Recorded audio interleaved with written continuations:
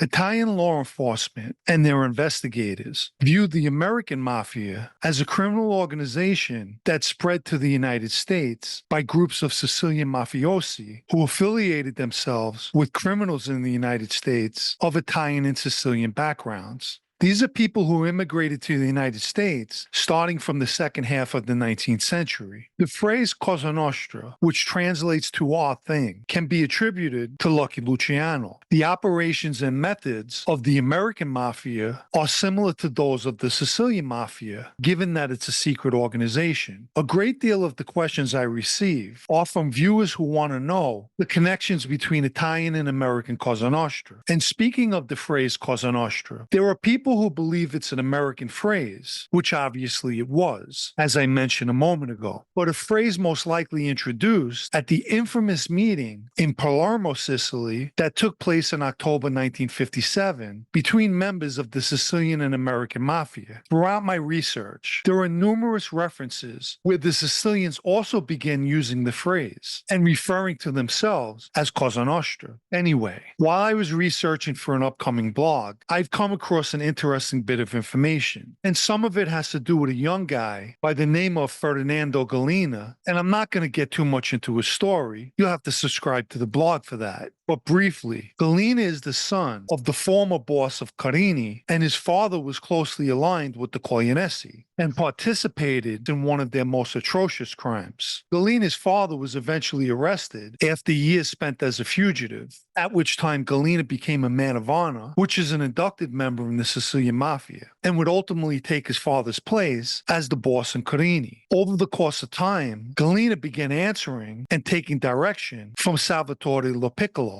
a boss from the San Lorenzo district, who became one of the leading bosses of the Sicilian Mafia, which I'll get into. One of the things that became apparent going back decades was the unification between Italy and the United States regarding the mafia. Italian prosecuting judge Giovanni Falcone possessed a comprehensive vision of how the mafia operated and realized early on that in order to dissect the inner workings of the organization, he had to follow the money trail, as money laundering was a key component in the mafia's operations. In fact, Falcone was the one who offered American law enforcement a wide look into transnational organized crime and taught them that the ability to defeat the mafia was by means of collaboration of law enforcement in both countries sharing information. If you think about his concept, this was the root cause of 9/11 taking place, by the different entities of law enforcement not sharing information. So Falcone was ahead of his time, intelligence-wise. In the early 1980s, Falcone began focusing his attention on the new Sicilian immigrants in the United States, who were called I Scappati,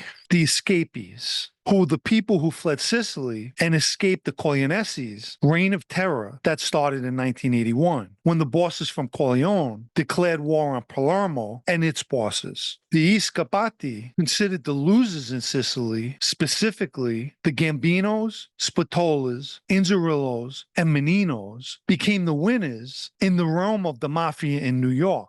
It became known that the Inzerillos, who were related to one of the bosses, Salvatore Inzerillo, that was killed by the Corleonesi, were also distant relatives of the Gambinos in America. Toto Riina, the Corleonesi boss, exercised a veto on the escapees, essentially saying they're never to step foot in Sicily ever again. Numerous relatives and friends of the escapees who remained in Sicily were killed. Following the arrest of Toto Riina on January 15, 1993, his edict began to lose its weight, and the Sicilian mafia fell under the control of Bernardo Provenzano by this point. In the early 2000s, a conversation extracted from a Pizzini, which was a note, exposed that it was brought to Provenzano's attention that members of the Inzerillo family had returned to Sicily for the holidays. And surprisingly, Provenzano minimized the situation and basically responded by saying, if they want to spend Christmas with their relatives, then let them. There were two trains of thought regarding the return of the escapees. One came from Salvatore Lo Piccolo, who began conducting business with the escapees, as well as advocated for their return. In total opposition was Antonino Rotolo, also a boss and one closely aligned to Provenzano, was dead set against it and worried about the revenge factor. Rotolo met with Alessandro Menino, who was a relative of the Inzerillos, and told him, "We can't sleep soundly because the moment we fall asleep soundly, it might be that we never wake up again." Rotolo insisted that the escapees return to New York and remain there.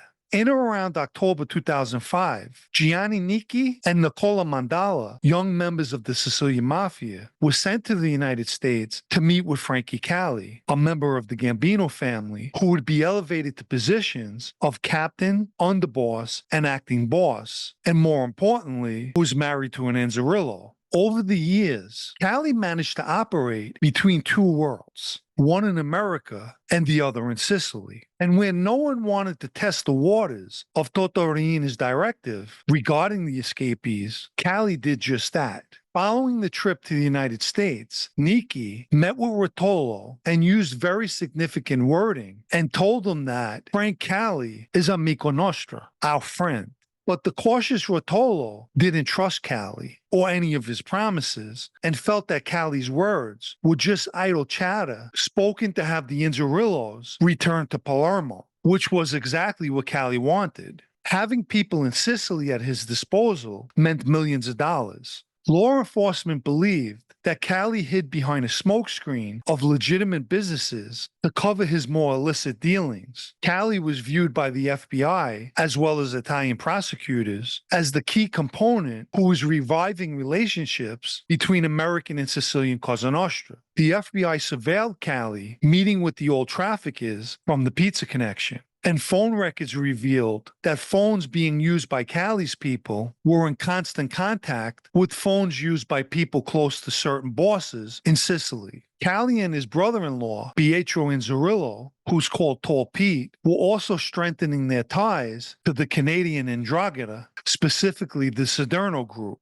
Cali was going through great lengths to put together a global mafia, one advantageous to all involved. And as a result, he was considered to be an ambassador of the mafia. Here's an example. There was a time when Cali took insult at not being offered extensive construction work being performed in New York, work that was being done by a nephew of Salvatore Badalamenti, who was very close to the boss of Torretta, who was at the time Vincenzo Brusca. After hearing that Cali took insult, Brusca told Badalamenti, "I'll take care of it. For Frankie, I'll recommend him for other construction jobs," which exposed two important facts: the respect given to Cali, and more significantly, was that the Sicilian Mafia was conducting business in New York. After the arrest and capture of Bernardo Provenzano in 2006, the Sicilian Mafia fell into the hands of its leading bosses, like, for example, Matteo Messina Denaro and Salvatore Lo Piccolo, as well as another leading boss, Antonino Rotolo, who was prepared to go to war with Lo Piccolo and wanted to kill him and his son Sandro. However, Rotolo was among the 50 people that was arrested in June of 2006, and his arrest, consequently,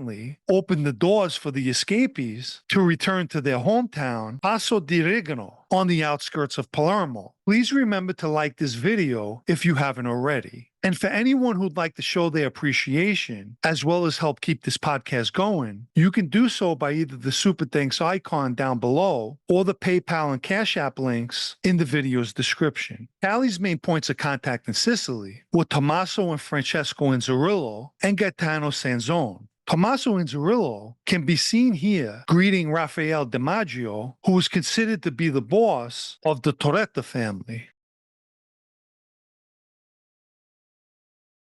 By November 2007, Salvatore Lo Piccolo and his son Sandro were both arrested. But by this time, Cali had succeeded in getting the Inzerillos back in Palermo, thus giving him power on both sides of the map. In 2018, Cali sent Ernie Grillo to Sicily to meet with Rafael DiMaggio and other members of his family. But Frank Cali's life would be cut short the following year on March 13, 2019. The legacy he put together still exists to this very day, despite the arrest that took place a year after his death in Operation New Connection in Sicily.